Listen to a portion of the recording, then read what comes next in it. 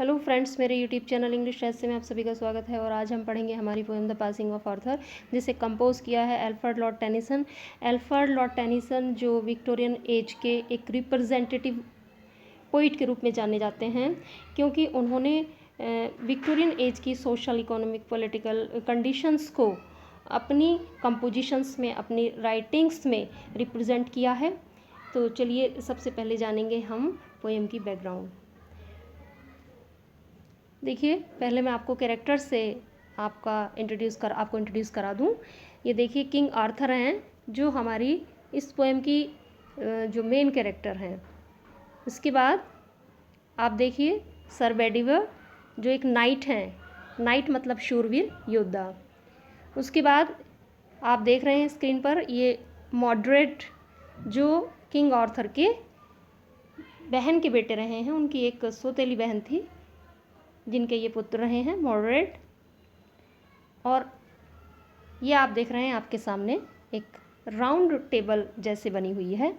तो स्टोरी आपस में किस तरह से कनेक्ट है वो मैं आपको बता दूं। तो सबसे पहली चीज़ कि हमारी ये जो पोएम है द पासिंग ऑफ आर्थर, ये टेनिसन की एक लॉन्ग पोएम है जिसका नाम है मोर्डे द आर्थर, उससे ली गई है।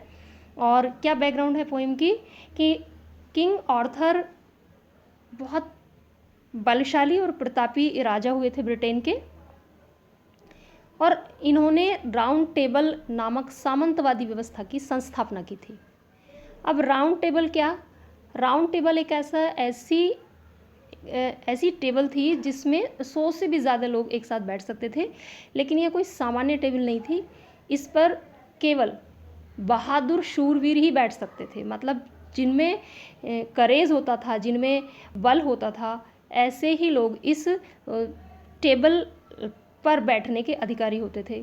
और एक बात और कि इसके मिड में बैठने वाला वो चीफ कहलाता था, लेकिन वो सबसे ज़्यादा वहाँ बहादुर होना चाहिए, सबसे ज़्यादा बलशाली और प्रतापी होना उसको चाहिए था। तो यहाँ किंग आर्थर इनमें चीफ थे,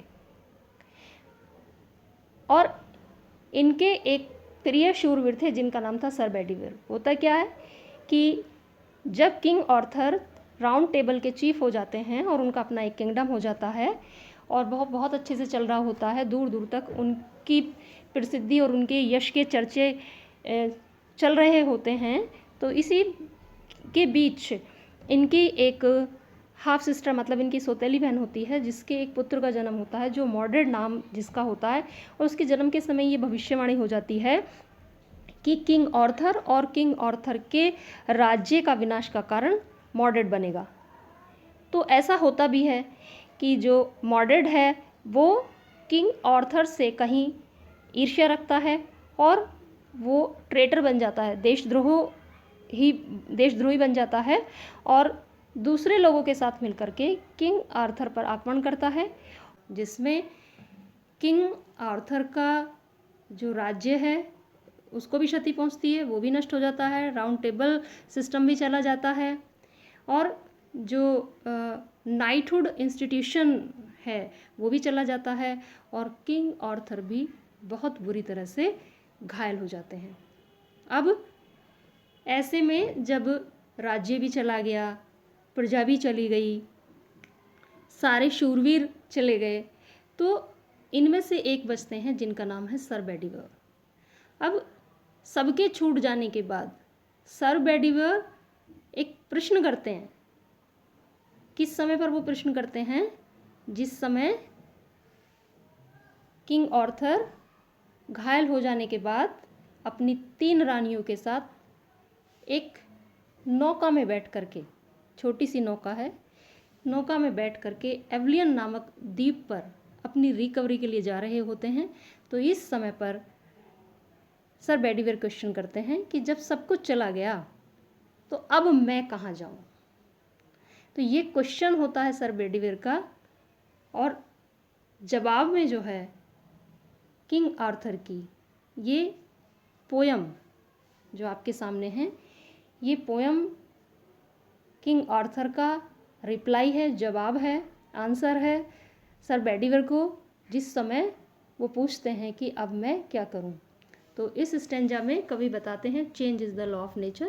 तो यहाँ ये बात किंग आर्थर कह रहे हैं सर बेडीवर से कि परिवर्तन पर प्रकृति का नियम है, एक्सेप्ट इट, इसीलिए सो एक्सेप्ट इट, इसे एक्सेप्ट करो। तो let's read the poem. And slowly answered Arthur from the barge, और धीरे से आंसर रिप्लाई किया, उत्तर दिया किंग आर्थर ने फ्रॉम द बार्ज, छोटी सी नाव से।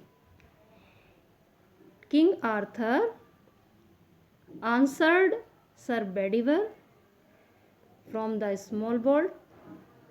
small boat in a very slow voice। क्या कहते हैं? He says that change is the law of nature, the old order changed yielding place to new। order system changed बदलता है कि पुरानी प्रणालियाँ बदलती हैं, yielding गिविंग देने के लिए place स्थान to new नई प्रणालियों को। He says change is the law of nature, so the old systems always change to give place to new ones। यानी पुरानी प्रणालियाँ, पुराने सिस्टम्स, पुरानी ट्रेडिशंस, पुराने कस्टम्स इसलिए बदलते हैं ताकि उनकी जगह नए कस्टम्स, नए ट्रेडिशंस और नए सिस्टम्स जगह ले सकें। And God fulfils himself in many ways. और ईश्वर इस प्रक्रिया में स्वयं सहयोग करता है, उसकी भी सहभागिता होती है, क्योंकि वो भी प्रकृति के नियमों को स्वीकारता है, मानता है और उनके अधीन है कहीं ना कहीं। इसलिए वह भी स्वीकार करता है इस बात को कि हाँ, परिवर्तन प्रकृति का नियम है, और ईश्वर also supports and helps in this work according to in his own style. अपनी शैली में, अपने अनुसार वो इस सिस्टम को सपोर्ट करता है, इसमें सहयोग देता है और इसको स्वीकारता है, मानता है। जब ईश्वर मानता है, ईश्वर इसको सपोर्ट करता है, तो मनुष्य कैसे इस बात से इनकार कर सकता है कि change is the law of nature. So everyone should accept this thing that change is the law of nature. Since the creation of this universe, मतलब जब से ब्रह्मांड का इसकी रचना हुई है, तब से इस यूनिवर्स की जब से इसको क्रिएट किया गया है, तब से लेकर के आज तक ये नियम चला आ रहा है। Lest one good custom should corrupt the world, कि कहीं कोई अच्छा सिस्टम शुड करप्ट, कहीं भ्रष्ट ना कर दे द वर्ल्ड, इस संसार को। यानी एक अच्छा सिस्टम जो चला रहा है लंबे समय तक रहने के कारण, कहीं वो इस समाज को भ्रष्ट ना कर दे। मतलब वही चीज़ आती है राउंड टेबल की, कि राउंड टेबल सिस्टम जो चला आ रहा था, हो सकता है कि लंबे समय तक रहने से समाज को उससे कहीं कुछ कोई गलत मैसेज जाता, या वो समाज को भ्रष्ट कर देता, या समाज को क्षति करता, हानि पहुंचाता। इसलिए वो अब वो नष्ट हो गया, उसकी जगह शायद कोई दूसरा ट्रेडिशन, कोई दूसरा कस्टम, कोई दूसरा सिस्टम आएगा, कोई दूसरा ऑर्डर आएगा, जिससे कि समाज को एक नई दिशा मिलेगी। तो ये स्वीकारना चाहिए, सभी को स्वीकारना चाहिए। It may B that even a good tradition और system may destroy the world if it continues for a long time, because what is good today will be good for tomorrow is not certain। सही बात है कि जो चीज़ आज सही है वो कल भी सही होगी, ऐसा नहीं है। इसलिए अगर राउंड टेबल सिस्टम चला गया, अगर नाइटहुड इंस्टीट्यूशंस चला गया, प्रजा चली गई, और अब राजा भी छोड़ करके जा रहा है, या राजा का भी पता नहीं है कि आर्थर भी जीवित रह पाएंगे या नहीं, इन सब चीज़ों को सर बेडीवर को एक्सेप्ट करना चाहिए, because all these things are the part of life now. अब ये सब चीज़ें जीवन का एक हिस्सा हैं। यहाँ पूरे स्टेंजा में हमने देखा कि change is the law of nature की ही बात कही गई है। अब हम अपने सेकंड स्टेंजा को देखते हैं। In this stanza king Arthur tells Sir Bedivere about the importance of prayer, the power of prayer। इस स्टेंजा में किंग आर्थर सर बेडीवर को प्रार्थना की शक्ति, प्रार्थना के चमत्कार के विषय में बताते हैं। वो कहते हैं comfort thy self, have patience, धैर्य रखो, खुद को संभालो। व्हाट कंफर्ट इज इन मी, मुझसे क्या उम्मीद रखते हो, मतलब एक मरने वाले व्यक्ति से तुम क्या उम्मीद रखते हो। What do you expect from a dying man, I have lived my life, मैंने अपना जीवन जी लिया। I have passed my life and that which I have done, और जो भी मैंने किया, मतलब जो भी मैंने कर्म किए, चाहे वो अच्छे रहे या बुरे रहे। All the actions which done by me, either these were good or bad, may he within himself, he for God himself make pure, ईश्वर इतना महान है कि मेरे समस्त कार्य को, चाहे वो अच्छे रहे हैं या बुरे रहें, सबको प्योर कर देगा।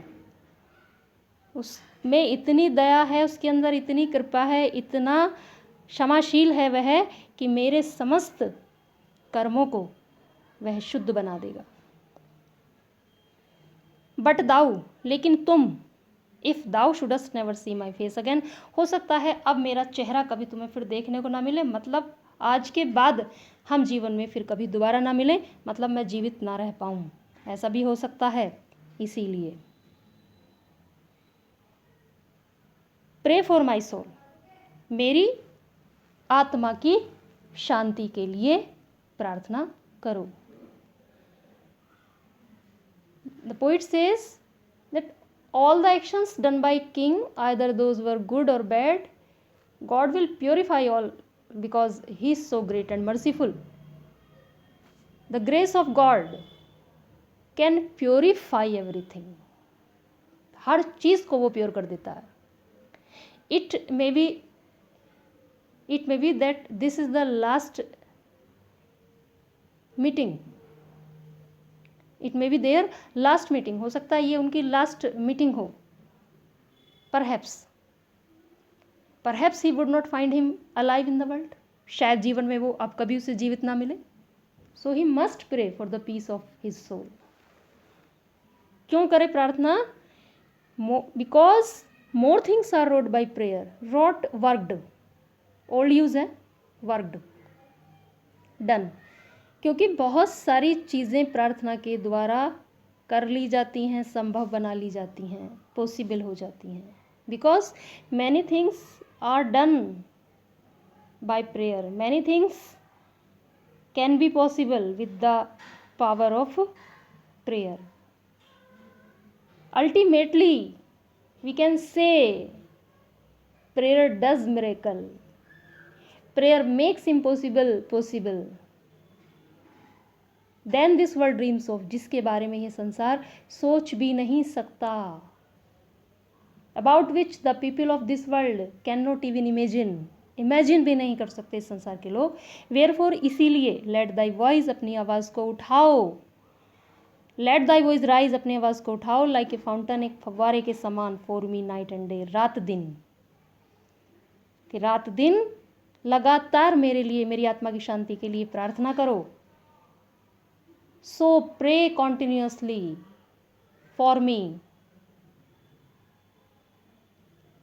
like the rising of a fountain, it goes above continuously. क्योंकि आर्थर कहते हैं कि यहाँ आज ये एक ऐसे संकट का समय है, ऐसे कष्टों का समय है, जब हम दोनों का मानवता के नाते यह एक कर्तव्य बनता है कि जहाँ संसार में हम एक दूसरे के लिए कुछ नहीं कर सकते, वहाँ एक प्रार्थना ही ऐसा सहारा है जो एक दूसरे को सपोर्ट कर देता है, एक दूसरे को हेल्प देता है। तो इसीलिए हमें सिर्फ प्रार्थना करनी चाहिए, क्योंकि आज हम जीवन की उस स्टेज पर खड़े हैं जहाँ हम सब कुछ खो चुके हैं और जहाँ केवल प्रार्थना ही काम आ सकती है। Now we come to our last stanza. For what are men better than sheep or goats that nourish a blind life within the brain if knowing God? Lift not hands of prayer both for themselves and those who call them friends. ये मैंने इसलिए इतना पढ़ा है, हालांकि हम line to line word to word बताते हैं, लेकिन ये मैंने इसलिए पढ़ा है क्योंकि इसका जो हमें एक्सप्लेनेशन लेना है वो यहीं से लेंगे। इफ़ नोइंग गॉड, कि यदि ईश्वर को जानते हुए भी they lift not hands of prayer, वो अपने हाथों को प्रार्थना में नहीं उठाते, मतलब पीपल, दे पीपल, यदि लोग अपने हाथों को प्रार्थना में नहीं उठाते, बोथ फॉर देमसेल्व्स, खुद के लिए भी, and those who call them friends, और उनके लिए जिन्हें वो अपना मित्र कहते हैं, यानी अपने मित्रों के लिए, खुद के लिए भी और अपने मित्रों के लिए भी, तो वो for what are man better than sheep और गोट्स, तो वो भेड़ और बकरियों से ज़्यादा बेहतर नहीं है, क्योंकि that nourish lead pass a blind life with in the brain, ऐसे लोग मस्तिष्क के होते हुए भी, रीजनिंग पावर के होते हुए भी एक अज्ञानता से भरा जीवन जीते हैं, एक अंधा जीवन जीते हैं, मतलब अज्ञानता से भरा एक अंधकारपूर्ण जीवन जीते हैं, कि वो लोग जो ईश्वर की शक्ति को जानते हुए भी, प्रेयर की शक्ति को जानते हुए भी अपने हाथों को प्रार्थना में स्वयं के लिए और अपने मित्रों के लिए नहीं उठाते, तो वो भेड़ बकरियों से ज़्यादा बेहतर नहीं है, क्योंकि भेड़ और बकरियों में तो रीजनिंग पावर नहीं होती है, सोचने समझने की, तर्क करने की शक्ति नहीं होती, लेकिन मनुष्य में होती है। इसलिए ऐसे मनुष्य तर्क शक्ति के होते हुए, मस्तिष्क के होते हुए भी एक अंधा जीवन जीते हैं, मतलब अंधकारपूर्ण, अज्ञानतापूर्ण जीवन जीते हैं। Force of the whole round earth is every way, इसलिए यदि देखा जाए तो ये संपूर्ण पृथ्वी bound by gold chains of love, ये संपूर्ण पृथ्वी सोने की जंजीरों से बंधी हुई है, about the feet of God, ईश्वर के कदमों से। बट नाउ फेयरवेल, इसलिए अब अलविदा, मतलब अगर हम देखें इस संसार का जो सिस्टम है, हम ईश्वर से जुड़े हैं प्रेम से, और प्रार्थना जब हम करते हैं उसका आधार भी प्रेम होता है। तो इसलिए अगर हम प्रेम को आधार बना करके ईश्वर से प्रार्थना करते हैं तो वो ईश्वर तक पहुंचेगी, क्योंकि प्रेम ने हमको ईश्वर से कनेक्ट किया हुआ है। और जब हमारी प्रार्थना ईश्वर तक पहुंचेगी, वो इतना दयालु और कृपालु है कि प्रेममयी प्रार्थना को हमेशा स्वीकारता है और उसे फलदायी बनाता है। तो इसीलिए किंग आर्थर कहते हैं कि हे बेडिवियर, मेरे लिए उसी प्रेम को आधार बना करके ईश्वर से प्रार्थना करो, क्योंकि अब प्रार्थना ही हम दोनों का, एक दूसरे का, हमारा सहारा है।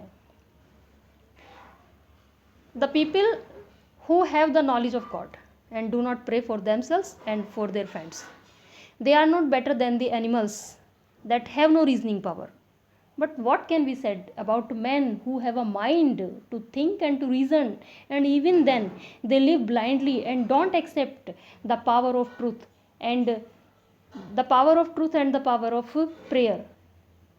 The poet says that a true prayer has a power to bring heaven on this earth. We see that prayer is associated with love, and the whole world is connected to God due to this love.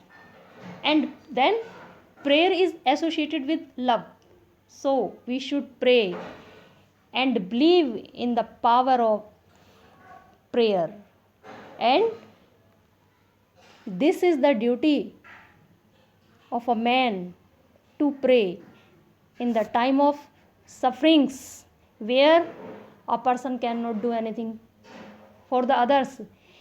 He can give this gracious gift, this most valuable gift of prayer to his friends and to his relatives. But now farewell, और इसी के साथ अलविदा। Thanks for watching. Like, share and subscribe my channel, and don't forget to press the bell icon for the notifications of our new videos.